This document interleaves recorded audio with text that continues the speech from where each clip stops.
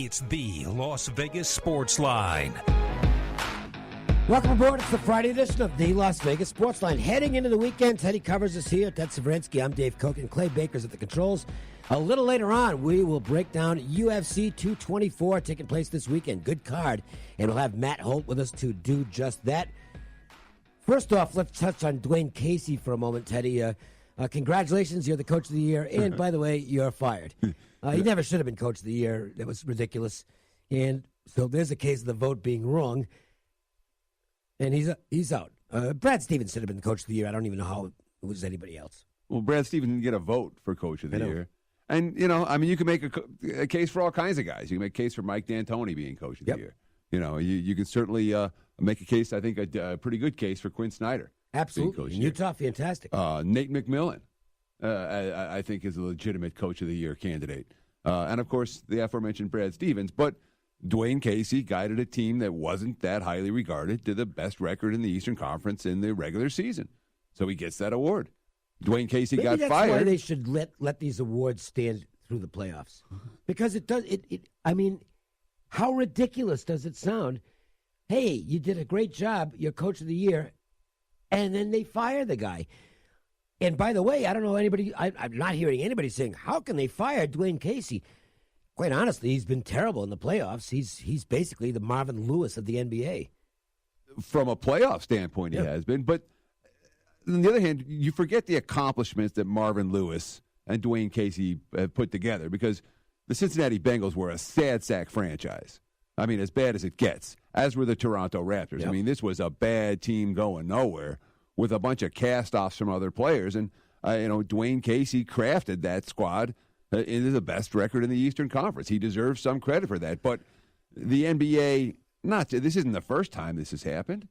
In terms of Coaches of the Year being fired, let's say, by mid-season the next year, it's happened like 5 times. Yep. It's a meaningless award. And it is. And they only allow you one vote. It's not first, second, third.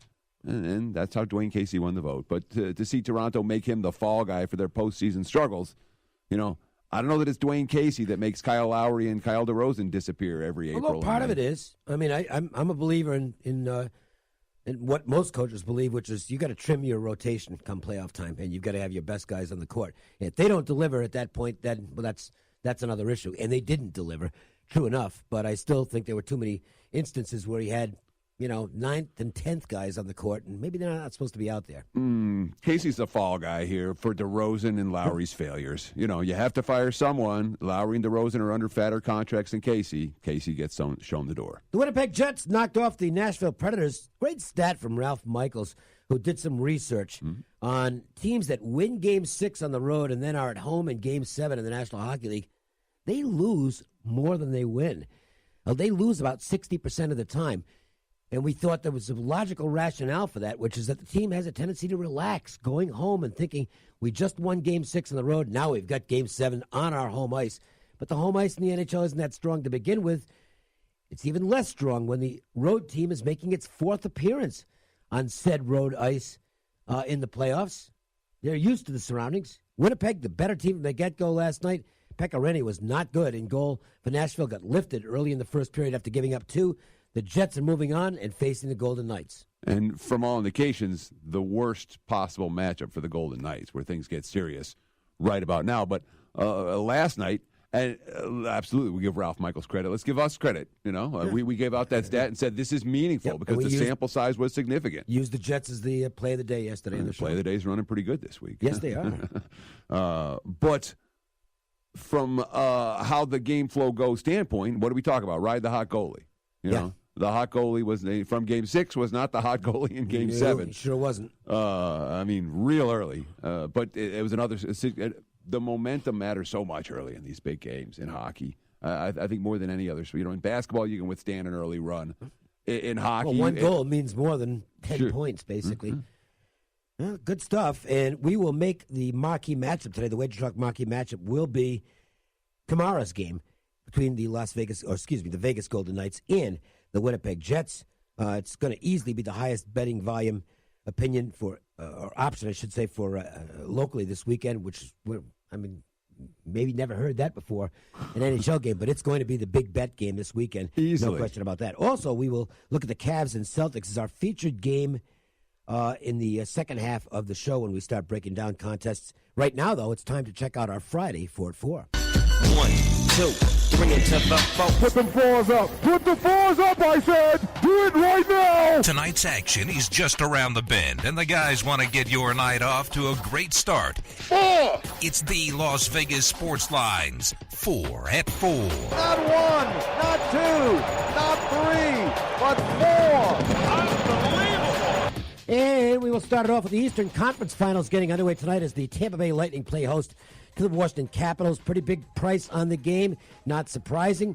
I will tell you what I did with the game because I did make a bet on this matchup. Capitals are off the exorcism, if you will, as they finally got rid of the Pittsburgh Penguins after losing 9 times in 10 tries to them in the playoffs. That's a great win for them, but now they have to face the highest power-rated team in the league, rested at home. I'm not going to say it's a letdown situation for Washington, but it could be difficult for them to reach that level that they found against the Penguins, their arch rival, for this first game at Tampa.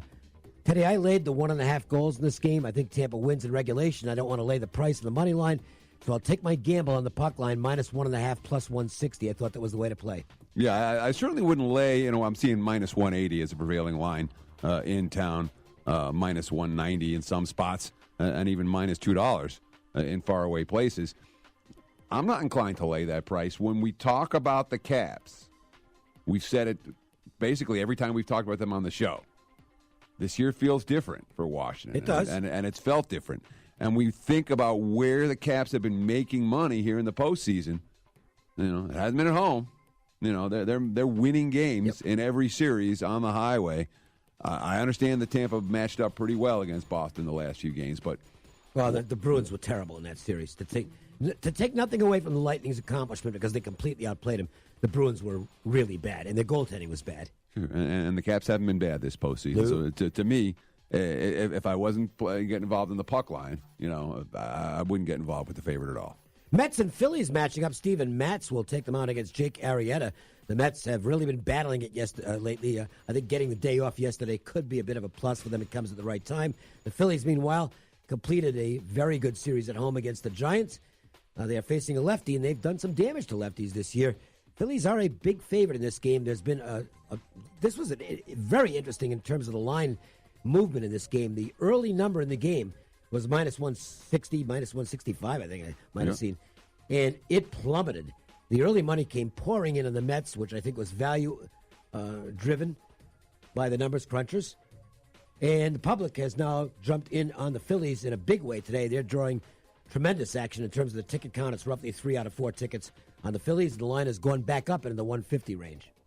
See, we got Philadelphia coming off a huge sweep of the Giants. Yep. I mean, and that was an absolute dominant Very series. impressive.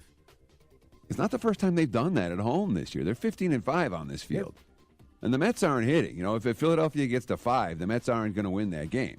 The Mets have gotten more than, 2, like twice in the last 9 contests. I mean, they're really ice cold offensively. So you can understand the wise guy support for Mats. Mats has been solid. Was really good last time out. Yeah. That was maybe a buy sign if that's what you're looking for in Steven Matz. I mean, he looked great against the Rockies. He gave up the run early, and obviously they didn't win the game. But that had nothing to do with Matz. I mean, he was adding and subtracting on his fastball. He got rid of he's not throwing the slider at all now. And consistent. I liked what I saw out of Matz last start. Sure, Meanwhile, Arrieta is kind of reinventing himself. He's not a power pitcher anymore. But he's getting a lot of ground balls, I think it's around 60% ground balls so far this year, and soft contact. So, the guy knows how to pitch. And he's keeping his pitch counts low. Yep. Which is so key for him. And when you talk about the long MLB season and his endurance issues, the fact that he's been able to get out of 6 innings and throwing in the 70s and the 80s pitch counts is certainly a positive sign moving forward. Giants and Pirates tonight. This will be an emotional game. There'll be a big crowd at Pittsburgh as Andrew McCutchen makes his return to the city he's called home for several years. The Giants would like to get their offense going. What better place to do it than with McCutchen leading the way against the Pirates? Andrew Suarez on the mound for the Giants. a left-hander who is outperforming expectations so far, and he's been very impressive for the Giants. Jameson Taillon has been very impressive the first time through the order for the Pirates. After that, for whatever reason, they are figuring Taillon out, and you look at his numbers from the second time of the order and the third time through the order, they aren't good at all. I think that's a little bit of a concern for the Pirates right now. Sure, and the Giants, all they want to do is get out of Philly. Yeah, really. That was a rough series for the Giants. I do have, and you can understand that I could see the market support for San Fran. What do you have? You have a crafty young lefty who's looked good. First time through the league. That guy, it's like a magnet. The betting money comes in on guys like Suarez. But what are we talking about? A couple of starts here. He had one early start, then got sent back to Sacramento. Kind of figured it out, and has pitched well in each of the last two. Though, the Giants' bullpen's been rough lately. If I'm going to get involved with San Fran, I'd probably do it on the 5-inning line. And we'll take a look at the Mariners and Tigers because it's a good information game to look at. The Mariners are playing good baseball. Good series for them. They win the series at Toronto, got the victory last night as they knocked Jay Happ out of the way. Basically blasted him in the first inning. They put up a 5 spot, and they never had to sweat that game at all. Tonight, however, they go into Detroit and face a lefty who has pitched well at home. Matt Boyd has had 3 starts at Comerica, and he's done a good job in all of them. However, while this number does look tempting to me to take Detroit, this is where you look at the lineups, and you get that lineup information, and you say, wait a minute.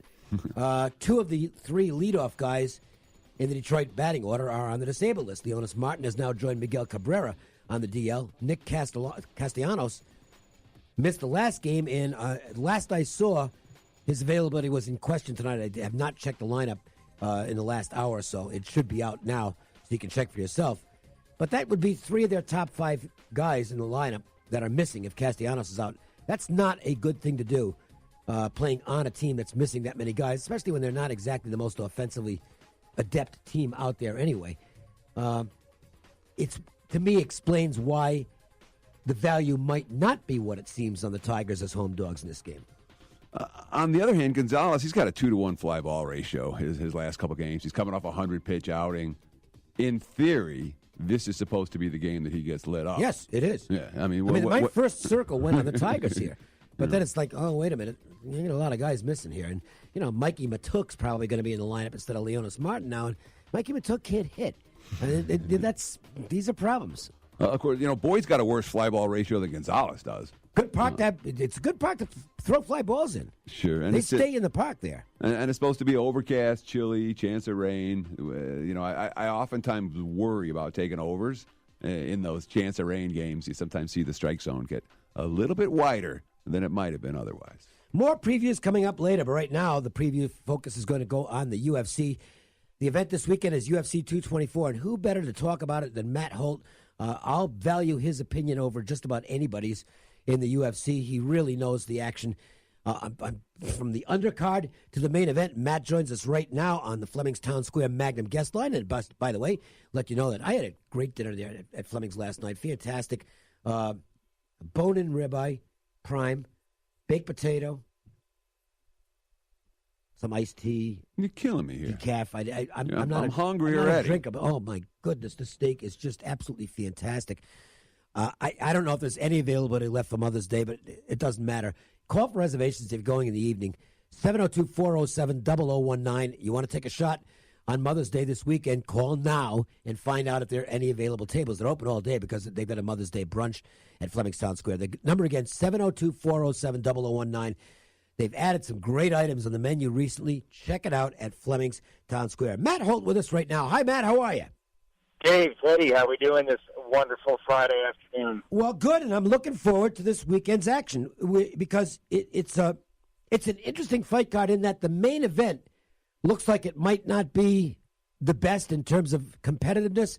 But then you look at the rest of this card, and it really is a sensational card with a little of everything to offer. Young guys on the rise, young ladies on the rise, a veterans fight that should be attractive for the fans, and a lot of close betting lines. Yeah, absolutely. We don't have to look too far down the card. The co-main event of this card is basically for the number one contender in the middleweight division to see who's going to get that next title shot. And I really like the small favorite here, Renato Jacare Souza, one of the top 3 Brazilian Jiu-Jitsu practitioners in the history of the Octagon. And this is a guy who's 8-2 in the UFC. One of those losses, the current middleweight champion, Robert